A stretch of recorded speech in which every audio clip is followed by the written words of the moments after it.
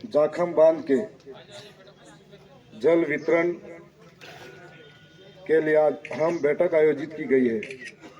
इस बैठक में उपस्थित हमारे जिले के, इस विधानसभा के सभी जिम्मेदार जनप्रतिनिधिगण, सभी दलों से उपस्थित जनप्रतिनिधिगण, जिला अध्यक्ष महोदय, प्रधान साहिबान, उप जिला प्रमुख, तमाम ब्लॉक अध्यक्ष, सभी सरपंचगण, इस ब्लॉक के किसान भाई, समस्त मेट, आज की इस बैठक में उपस्थित इस ब्लॉक के नए एक्शन साहब, जिनका हमारी ओर से एक बार पुनः स्वागत। और इस जाखम बांध के लेकर आज अहम बैठक के अंदर सभी ने अपने अपने महत्वपूर्ण सुझाव भी दिए, सभी ने अपने अनुभव भी साझा किए, क्योंकि अधिकतर नहीं सभी किसान कौम से हैं, किसान के बेटे हैं। और इस जाखम बांध का पानी हमारे लिए जीवन रेखा से समान है, क्योंकि उदयपुर संभाग के अंदर सबसे ज्यादा रबी की पैदावार हमारा दरियावत करता है। और कहते हैं कि चीर के जमीन को उम्मीद के बीच बोते हैं। हम किसान के बेटे हैं, चैन से नहीं सोते हैं। जब मैं चुनाव जीता था तो पहली बार राजस्थान की विधानसभा में गया था, तो मैंने पहला विषय नौजवानों के लिए रखा था और दूसरा विषय किसानों के हित में ही रखा था। हमारी नहरें हमारा जीवन रेखा है और यहाँ नहरों का पानी अलग अलग क्षेत्रों में जब जाता है तो किसान अपने आप मुस्कुरा उठता है। ये हमारे लिए बहुत महत्वपूर्ण है। और जब किसान की फसल मजबूत होने लगती है तो बाजार में व्यापारी भी अपने आप मुस्कुरा उठता है, क्योंकि मालूम है कि एक हाथ से ताली नहीं, दोनों हाथ से बजती है। तब इस फसलों के लिए मुझे लगता है कि आज की अहम बैठक के अंदर जिम्मेदार साथी लोग पधारे, लेकिन किसान को अधिक संख्या में और भी आना चाहिए था, क्योंकि हम लोग जो बात पहुंचाना चाह रहे हैं, अनुभवी लोग यहाँ बैठे हैं, सब बात पहुंचाना चाह रहे हैं, उन तक जरूर पहुंच पाएगी। जब पानी की बात आती है तो जो नहरें हैं वो बहुत पुरानी है, कई जगह जर्जर अवस्था में है।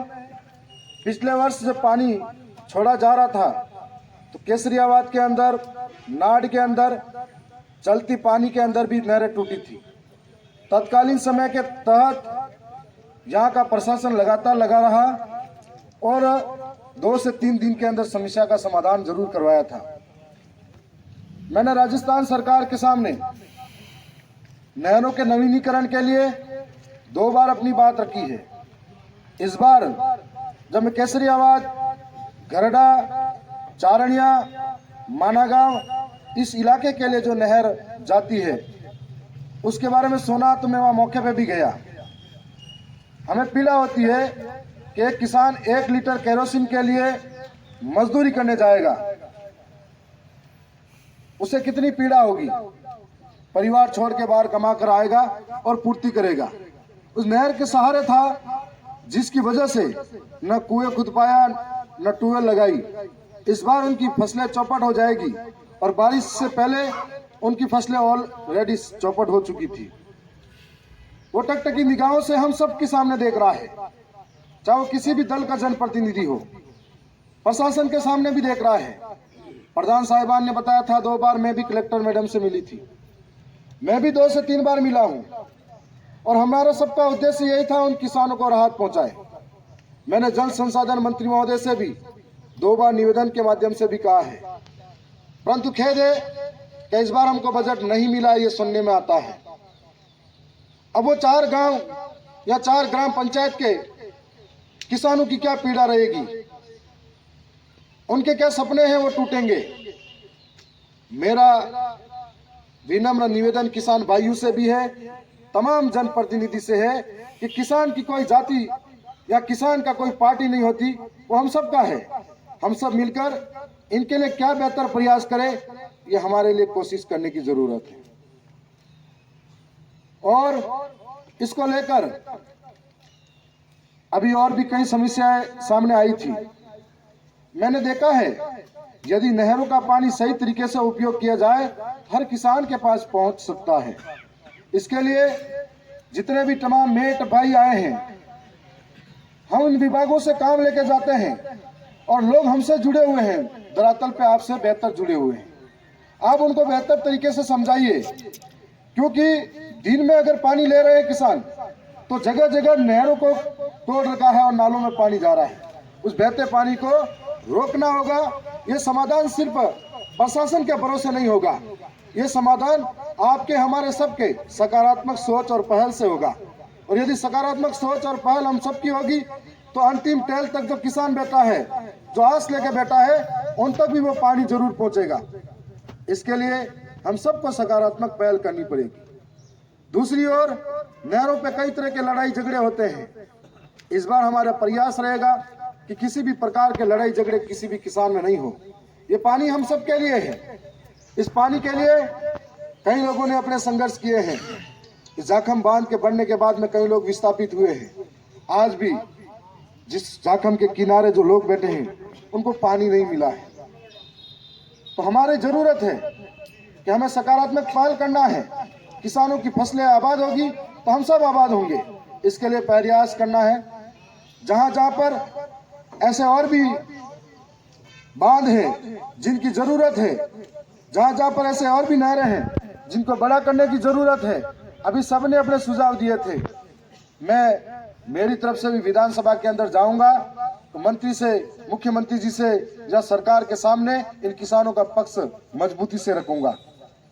आपके सामने जब भी मुझे मौका मिला है, मेरी तरफ से मैंने हमेशा आपके लिए सकारात्मक बात सरकार के सामने रखी गई है।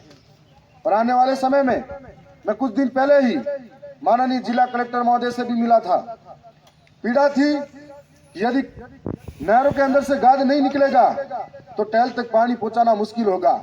और उसके लिए भी हमने अनुरोध किया था कि जल्द से जल्द नहरों के लिए सफाई के लिए सैंक्शन निकाली जाए।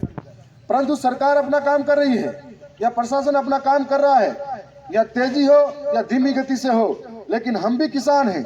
हमारी जिम्मेदारी भी बनती है। यदि हमारे खेत के अंदर पानी आ रहा है तो हम लोग पहले, हमारे गांव के लोग पूरे इकट्ठे होते थे और हमारे आसपास की नहरें छोटी मोटी हम भी सफाई कर लेते थे। आज थोड़ी छोटी मोटी जिम्मेदारियां सब लेते हुए इसके साथ में नहरों का पानी सबके हिस्से में आए, ये प्रयास करें। अभी राजस्थान सरकार के सामने एक कानून आ रहा था भूल जल कमेटी का। उस कानून के अंदर केंद्र सरकार के अनुरूप कुछ नियम ऐसे थे जिसमें बताया जा रहा था कि उद्योगों के साथ साथ में किसानों को भी ट्यूबवेल हो या कुआं हो, उसके लिए परमिशन की आवश्यकता पड़ सकती है। उस कमेटी का मेंबर दक्षिणी राजस्थान के अंदर मैं अकेला विधायक था। पहले दिन में उस भाषा को समझ नहीं पाया था और उसके बाद में उसको बारीकी से पढ़ा तो मुझे लगा कि ये कानून अगर आता है तो ट्यूबवेल खोदेगा किसान या हैंडपंप लगाएगा किसान, या आदिवासी जो कुआं खोदेगा, यदि उसको परमिशन लेनी पड़ी तो खुद के पैसे तो उस ट्यूबवेल के लिए इकट्ठे करने के लिए नहीं होंगे, तो कहां से किसके पास परमिशन लेगा। विरोध शुरू हुआ और उसके बाद में कुछ विधायक और समझे और उस कमेटी के अंदर 3 बार प्रस्ताव दोबारा लिए गए। और तुरंत जब कमेटी का प्रस्ताव विधानसभा के पटल पर आया तो ये बड़ी खुशी की बात है कि आदिवासी इलाके के अंदर किसी भी प्रकार के हैंडपंप के लिए, कुएं के लिए किसानों को उस तरह की परमिशन नहीं लेनी पड़ेगी। ये हमको राहत मिली थी। हमारा कहना यह है कि जहां हमें मौका मिलता है, इन किसानों के वजह से हम लोग पदों पर बैठे हैं, हम हमेशा आपके लिए बोलेंगे, आपके साथ खड़े रहेंगे। मेरा एक विषय और था मन में, सारे जनप्रतिनिधि यहाँ बैठे हुए हैं। हमारे किसान 4 महीने तक फसल बुआई करते हैं, मेहनत करते हैं, हम सब देखते हैं और हम सब भी किसान हैं।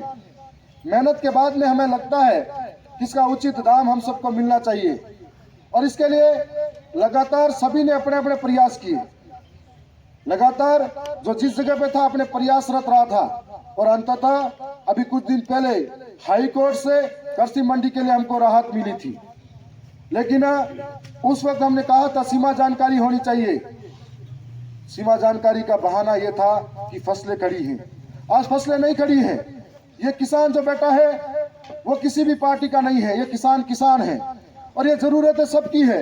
मैं मानता हूं कि हम सब मिलकर किसानों को राहत देने के लिए मंडी के लिए पैरवी करें। एडीएम साहब यहाँ मौजूद हैं, तहसीलदार साहब यहाँ मौजूद हैं, उनसे भी कहना चाहेंगे विगत 4 या 5 दिनों में सीमा जानकारी कराए, उसका स्टे हटा है, तो तब तक किसानों को राहत मिले, एक संतुष्टि भरा उनको मौका मिले। और साथ साथ में जहां पर भी किसी भी प्रकार की समस्या आए आप जरूर अवगत कराए, लेकिन नहरों को संभालना हमारी जिम्मेदारी है। ये सरकारी संपत्ति हमारे से है और इस सरकारी संपत्ति को संभालना भी हमारे से है।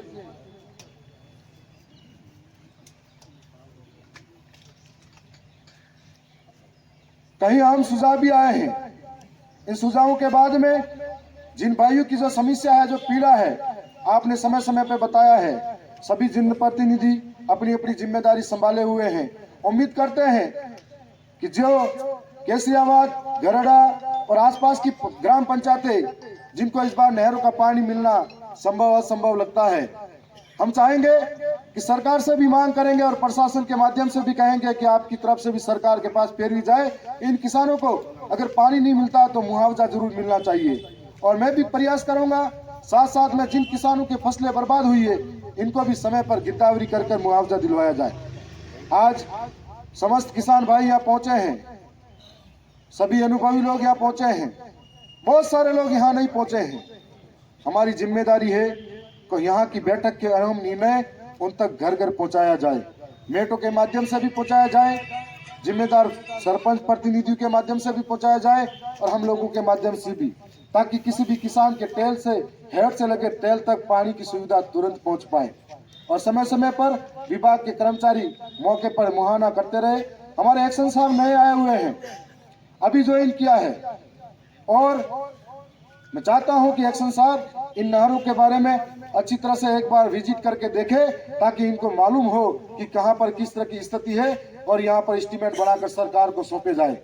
और हमारा सबका प्रयास रहेगा, सत्ता पक्ष में हो, विपक्ष में हो या सारे जनप्रतिनिधि हो, हम सब मिलकर इन किसानों के लिए बेहतरी का काम करें। और आने वाले समय में ये किसान जब फसलें बढ़िया हो तो खुशी खुशी मुस्कुराते हुए हमारे सामने नजर आए। इनकी तरक्की ही हमारी सबकी तरक्की है।